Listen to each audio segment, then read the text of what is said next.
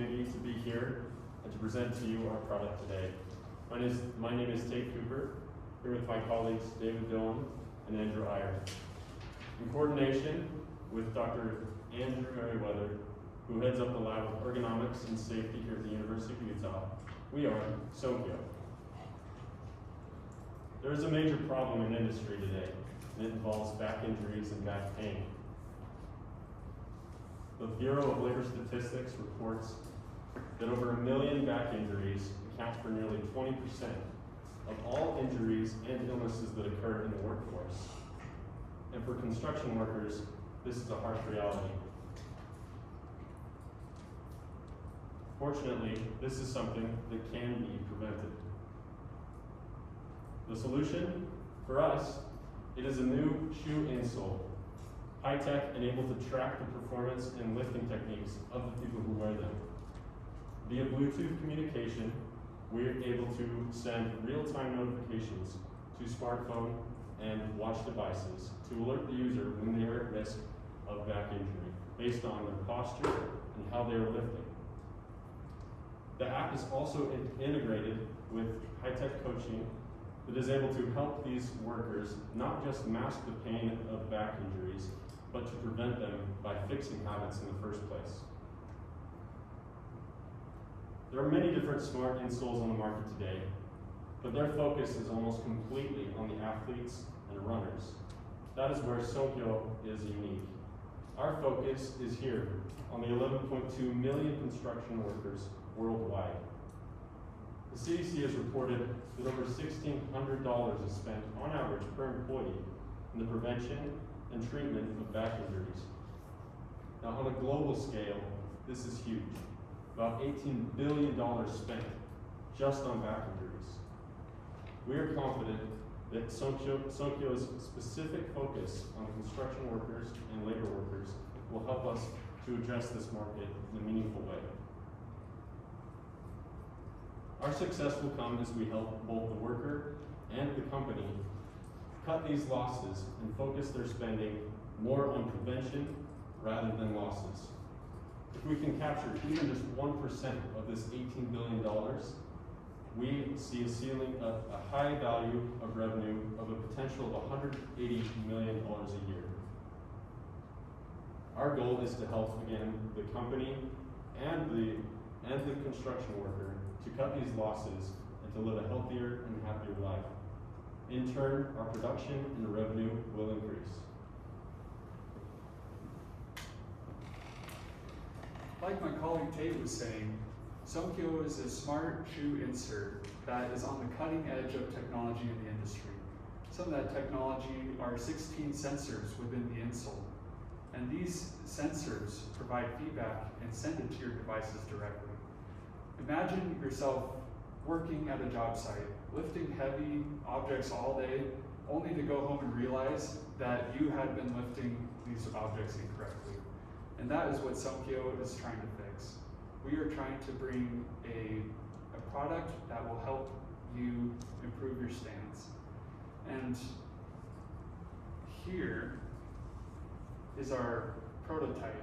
And this is a proven and functional prototype that we have developed in collaboration with Dr. Andrew Merriweather in the office. So for our business model, we want to capture a smaller market first. We want to reach the 336,000 construction workers that are in the United States right now. At $50 per pair, this would equate to revenue of $17 million a year. Now, these construction workers, they spend on their own, out of pocket, approximately $1,300 more with those who have back injuries than those who do not have back injuries. With Sonyko, we can pass along savings of approximately $1,200 back to the construction workers, where they can reinvest it into their mental and physical health. Along with this business model, we have the potential to have recurring customers. Construction boots are a consistent and important part of everyday life in construction work. And by our estimates, they need to be replaced at times 3 times a year. And this opens up the opportunity for us to gain additional revenue from these sources. While Sonyko is a durable and reliable product, they will inevitably wear along with boots. So by our estimate, we gathered that these construction workers would need to purchase Sonyko at least once, maybe even twice a year, which goes without saying will open up to additional revenue opportunities.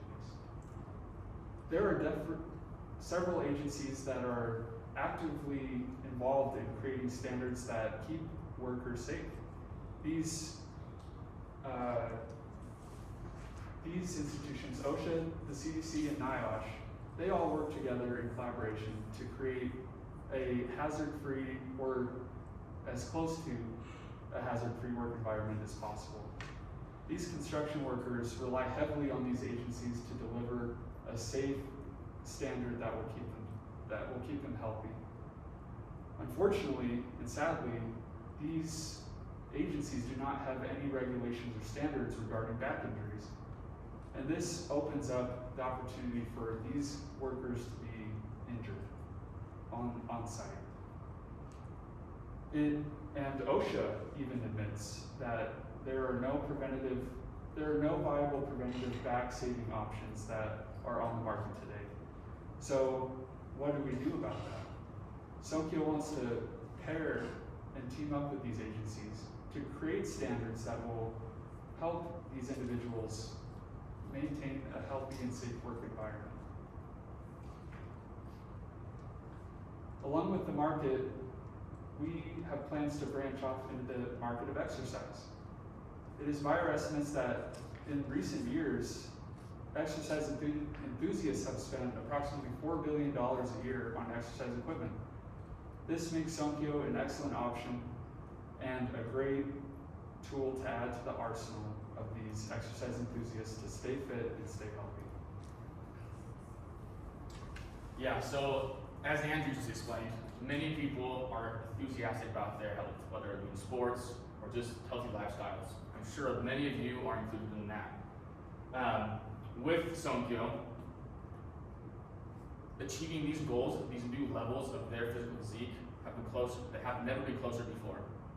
Now, with our dynamic movement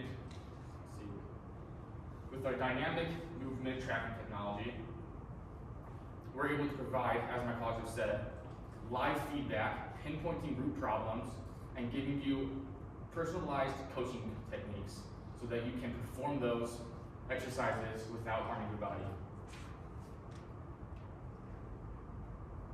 Now, there are a few competitors out there, but none of them are currently focused in on preventative care using smart sole technology. This is where we come in. This is what makes us different. Now, some of these competitors here, specifically Arion, Moticon, and Nerve, are charging premium prices and having additional fees and hidden costs. There's Moticon here is selling for $2,000. Our price is only $50. With our price being set lower, having no additional costs, we are trying to prove that we are a honest company that cares about our customers and want to have a clear pathway of communication between us and who we care about. So some of our key advantages are, first, the fact that we are entering into a new market. We're focusing on the construction workers. Once we have gained a good footing there and we're able to dominate that, we can branch into the exercise markets, leaving a good footprint and expanding our technology even further. Now, one of the advantages that I believe to be one of the most important is that our brand, our name, and our logo is founded upon Sonyko, which at the very beginning of our slideshow, you saw a sumo wrestler in his starting position. This promotes power and good form. Now, Sonyko, and this power and this form is not only for our product, but for our company. It's what we stand for. It's who we are as individuals. We want to promote power to the customer and good form. As mentioned before, our long-term durability, the real-time feedback both in audible and silent modes, and our longer battery lives will allow for our customers to have the best life possible. But to no extra costs because we have competitive price and we want to keep our affordable prices for our specific customers in mind. Now, a good product needs a good team. Joining me, as we've mentioned, is Andrew Iyer, our CEO and the lead of our business. Next, we have Tate Cooper, who is the lead of our design and our development. And then lastly, myself, Dave Doan, I'm the CFO and the marketing director. Together, as we have our own unique responsibilities in this company, it does not inhibit us to work together and solve problems together. We are a fun group of guys that love to work and troubleshoot at all levels of our business. We are who the customers fear. We are who the competitors fear. We do not want to. So, what are we asking for? We are asking for a $300,000 Series A of funding. This will allow us to further our development of our prototype and to help reach our customers. In return, we'd like to offer a 30% of our revenue yearly. We hypothesize that by selling 100,000 insoles for $50 a piece of revenue cost, we project to be a $5 million revenue over 5 years. This will equate roughly to $90,000 for our investors each year. Help us help workers stay healthy and happy. Join Sonyko. We've got your back. Thank you very much.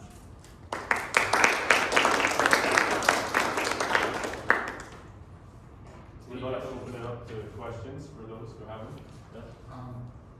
How realistic is it being able to deliver at retail $50 a pair?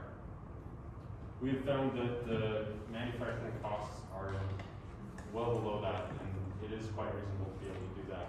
And you've seen that our competitors, a lot of their cost goes into software development and subscription fees, whereas ours is kind of a simplified version of that for the everyday user, where we can cover the cost of manufacturing but also sell at a profit.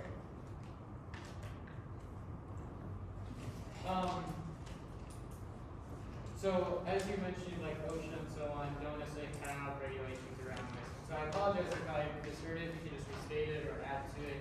As far as the incentive, especially for the construction companies, it seems like the workers are your customer, but to help with the adoption with the construction companies and so on, how does it benefit them?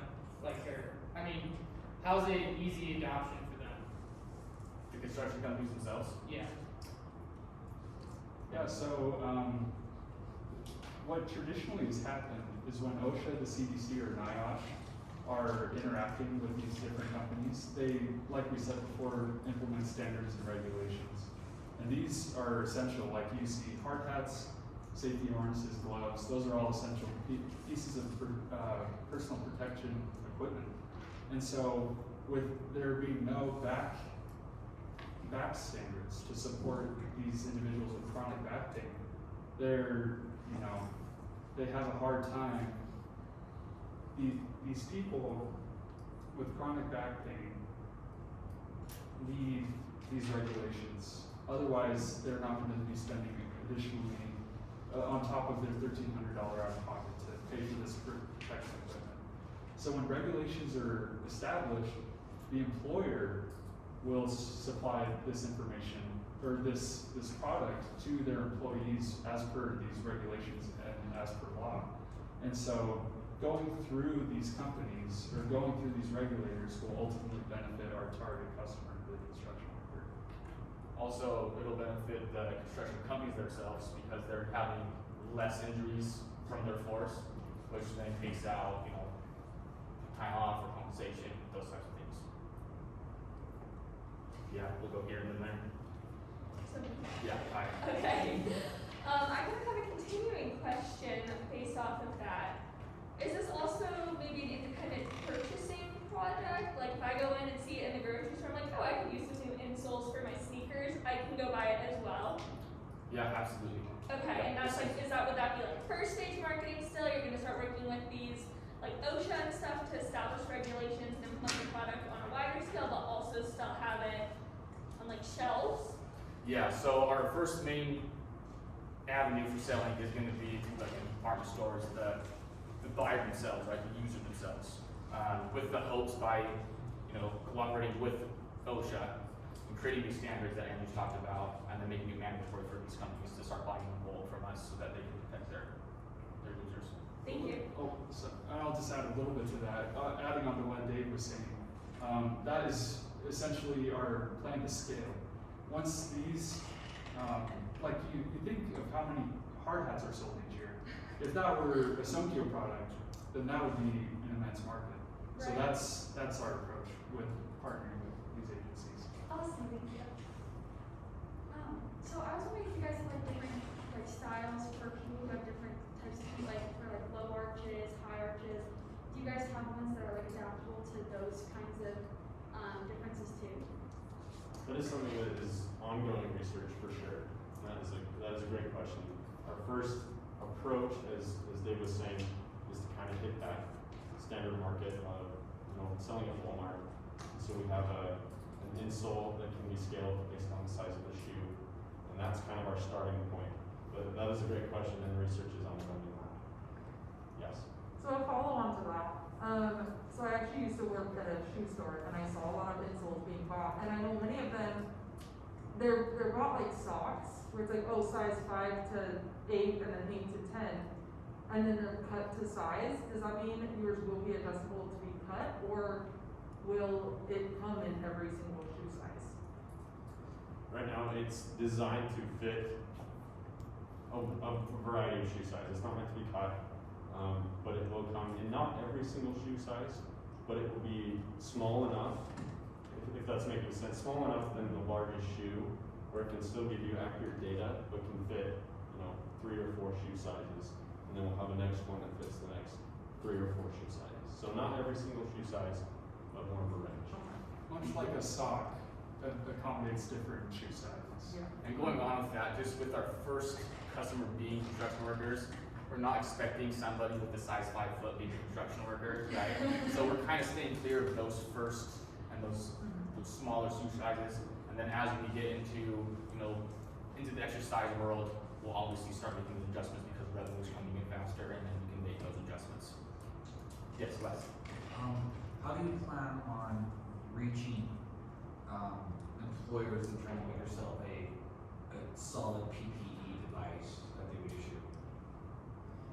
We'll have a marketing branch specifically to go out to those builders. Here in Utah, you have like Edge Homes and Woodside Homes and Ivory, and they're employing all these construction workers. And that would be our first target, is to go to these general contractors.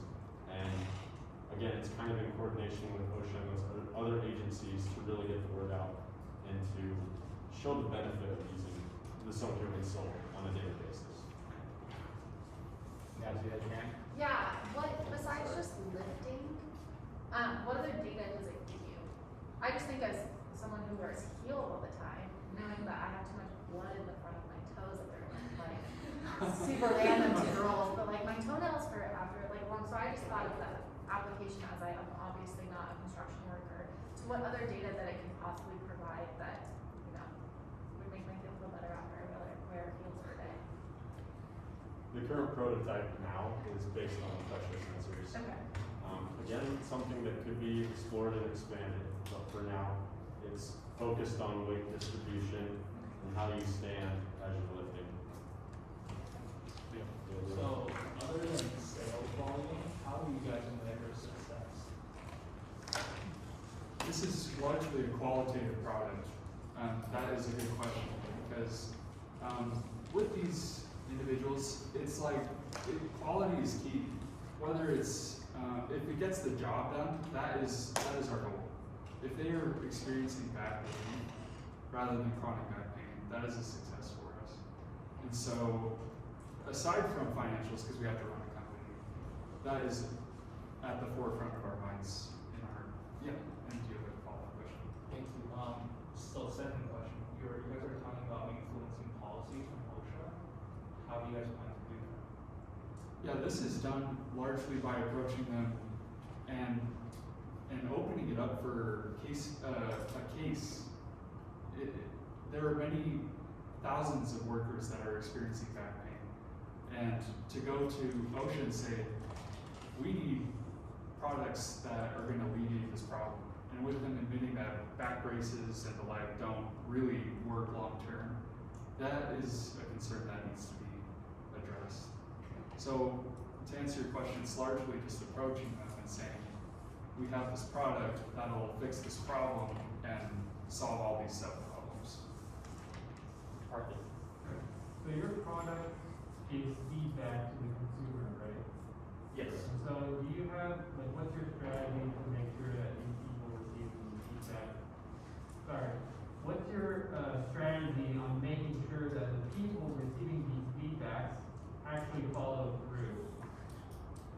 Well, it's largely dependent on your personal preference. Do you want to live in back pain your whole life or have that back pain away? So those individuals are likely going to keep tabs on their progress with their back pain. We certainly hope it can be just an effective tool that people can choose to use or choose not to follow. With that being said, I think that opens the door to a myriad of possibilities, right? You know, if people ever use Strava or these athletic tracking devices or softwares, they give you goals like, if you run this many times in a month, you've achieved this, virtual medal, right? That's something that we could obviously do to try to help incentivize people to do that, but mainly it's, if you want to have a healthier back, you should follow along. Yeah. What's the likely timeline from now through UI development to sales?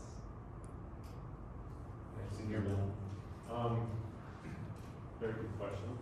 We have gone through several phases of prototyping, and we are still working on more finalized design and prototype.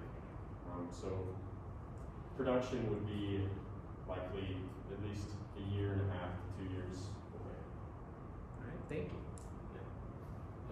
Great job, you guys. You have a lot of questions. I have one that overlaps slightly with the others, and it's just in terms of the user experience and how the consumer experiences that improvement in their posture. Is that just as simple as the insole has an app that comes with it, and you pull up the app? What exactly is the mechanism for them to be learning what posture improvements they should make? And is there a way for them to track that progress, or are they just hoping that by week 7 their back pain is going away, or that, that qualitative customer experience?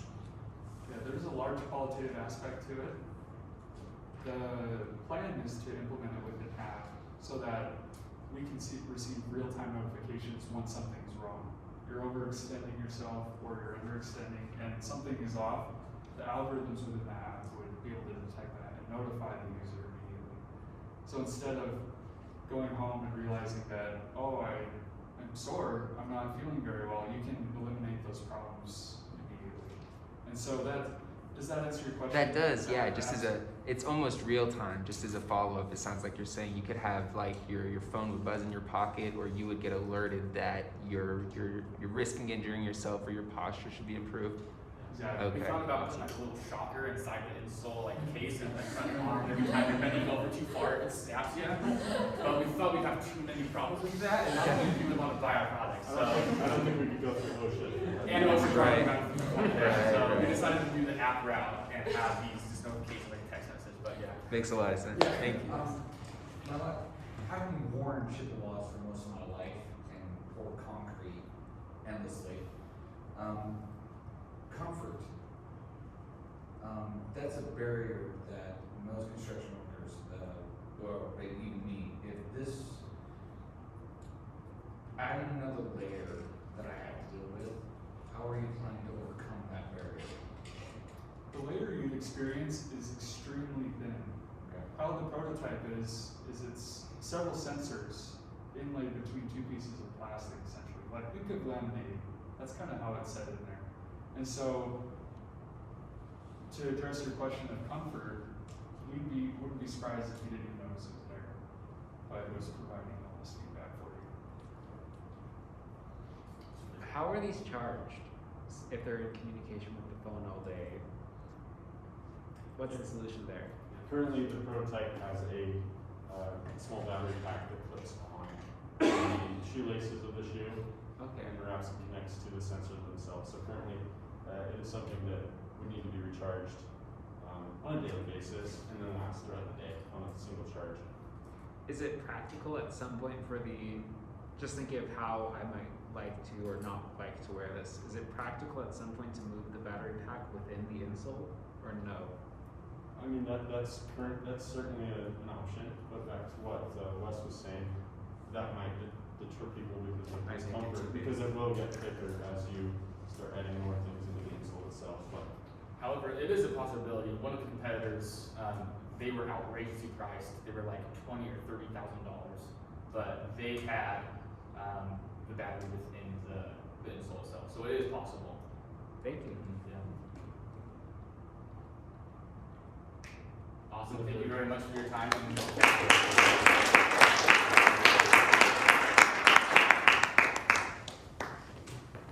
All right, thank you everybody.